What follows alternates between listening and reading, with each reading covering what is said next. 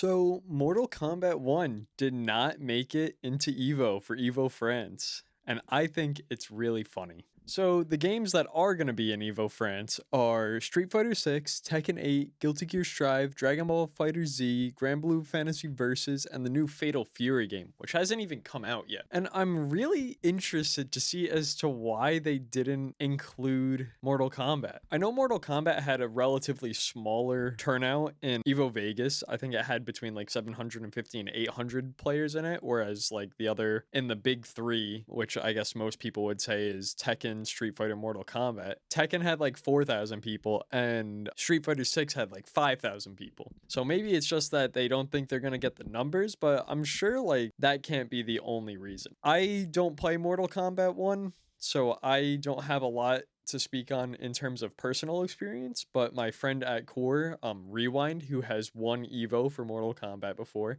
he plays and he complains that the game is horribly unbalanced. There is some terrible stuff. He worked on a video for the Core Gaming channel about Homelander, and he describes why he's like a stupid character. And I don't think that's like the only thing, because like it can't just be balancing, right? Because I know Johnny Cage won Evo this year, and like everyone was saying, oh, the only way to beat Johnny Cage is Johnny Cage. But I think it's just crazy that like Mortal Kombat is not making it, and games that aren't even released yet, like Fatal Fury, are being there. I'm also interested to see if we see some sort of pop-up bracket for 2XKO if 2XKO comes out before Evo France. But I just cannot fathom why Mortal Kombat is not making it. Like it's such like a big franchise. It's one of the big three generally. They got shelved this time. They've been replaced by Dragon Ball FighterZ, which hasn't been updated in years aside for its rollback netcode. So I can't imagine like why they did that either, because now there's two ArcSys games. Other things to talk about is Tekken 8 just released its patch notes, and me as a Dragunov player, I am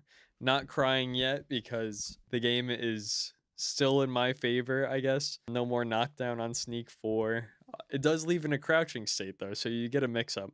So I don't think it's too bad. And it doesn't wall splat, which it should not have wall splat in the first place, so I'm not going to complain too hard about that. Some of the other things that they haven't nerfed, like Yoshi and whatever, and Nina, I think Tekken 8 is in an interesting spot right now because Tekken World Tour Finals is coming up and they don't want to drastically change the game. I think it's kind of unfortunate that they structured it this way because the game is in a state that not everybody's happy with, myself kind of included, because although like it's fun having your character be the best in the roster, it's also just like not fun having everyone tell you that your character is the best in the roster. I hope that they fix it. I hope the game gets a little bit more balanced. I hope that going forward they make some better decisions in terms of patching going forward, because I know everyone's going to say, and I kind of say this too, that they have time to put new cosmetics out and new microtransactions, but they don't have time to balance the game, which is like really unfortunate. In season 2, that's when we're going to get the big balance changes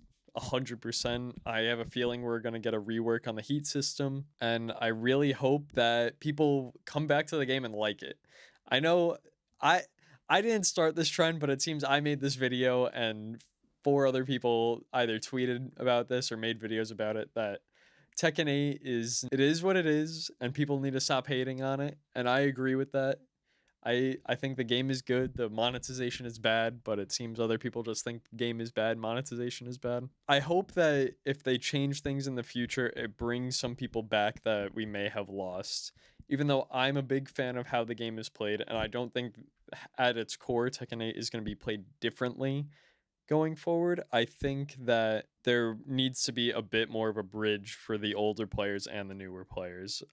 So I can respect that. I think that some good changes will come next year, but unfortunately, it seems we're going to have to wait till the end of Tekken World Tour. As always, I'm trying to get to 1,000 subscribers by the end of November, so if you guys could subscribe, that would really help me out. And if you want to check out my podcast, it's going to be linked in the description. And if you want to check out QOR Gaming, that link will also be in the description. Love you guys, and I will see you next time.